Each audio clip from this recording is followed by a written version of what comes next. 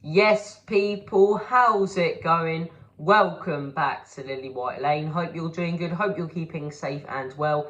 And hope you're having a smashing week and a smashing Wednesday. And we're here today to bring to you your latest Tottenham Hotspur transfer news, transfer updates, and potential incomings and outgoings. And bloody hell, if we had a few boring days. No news, same players being linked over and over again. Since that Richarlison news, came out and he was announced as a Spurs player, the pigeon himself, we haven't done anything really. It's all gone a bit quiet. But over the last 24 hours, we have had some big updates on a potential outgoing, and some new updates that we haven't heard in the past about a potential player from Barcelona coming to Spurs. So without further ado, let's delve straight into it. And I want to start things off by talking about that potential player. It could be that Lucas Moura does leave Spurs this summer transfer window, and if he does, Spurs would be looking at Memphis Depay as a replacement, or bringing Memphis Depay in no matter really what Lucas Moura chooses to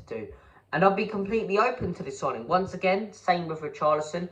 Stop looking at this Spurs side as a team and look at it as a squad. And Memphis Depay, he's a very, very talented player, and you've got to look at it then as, instead of having Bergwijn, Moura, Kane, Son and Kulusevski as your five options, you've now got Kane, Son, Kulusevski, Richarlison and Memphis Depay, which is much stronger. And it's all about strengthening this team. Like I say, he is a top player. He had some shite seasons in France and in England where I just thought, this guy's poor.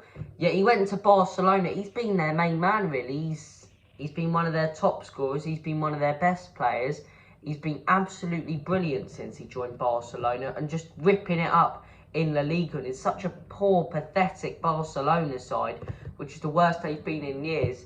He's been the one that stood out. He's been brilliant. He's been absolutely brilliant. So there's no way I would turn him down at Spurs. I would happily have him at the club all day long. Let me know your thoughts and opinions in the comment section down below on this potential transfer move. Moving on now, we're going to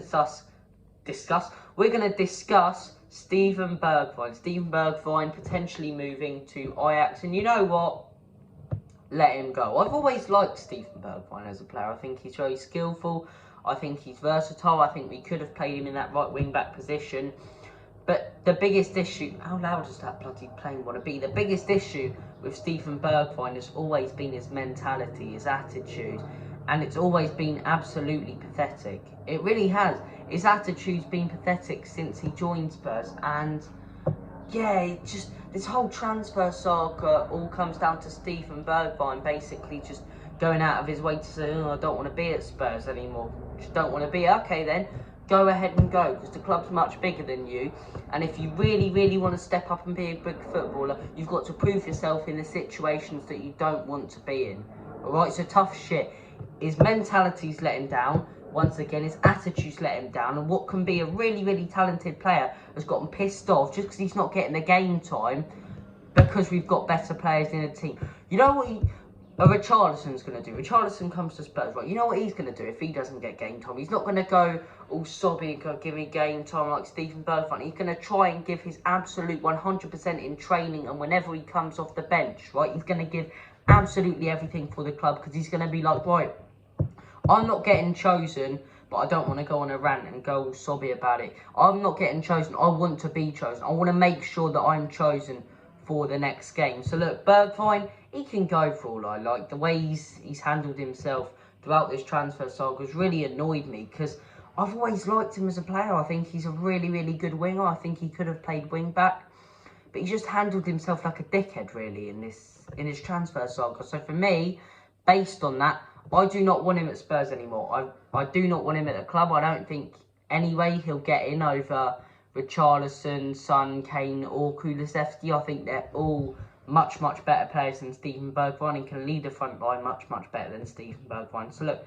let him go for all I like. But look, this is your news today. As I say, we've only had a couple of updates, not too much news, but look, new developments, potentially a new winger coming to Spurs, or striker in Memphis Depay, really looking to strengthen up front, as I say.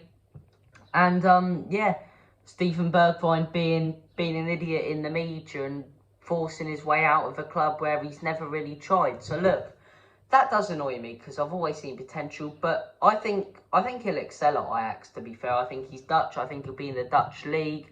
I think he'll be absolutely flying at Ajax, banging in goals for fun. That's what I reckon. But look, just because he'll be good at Ajax doesn't mean he'll be good in the Prem. Same with a player like Bergwijn. Just because he's good in Spain and other leagues doesn't necessarily mean he'll be able to prove it in the Prem. And the fitness and everything like that, it sort of let him down. It did let him down in England, as I say. Another thing I did want to touch on, Tanguy and Ndombele. A lot of people praying for an Ndombele revolution, and Ndombele to get back to the heights, and Ndombele to be that player.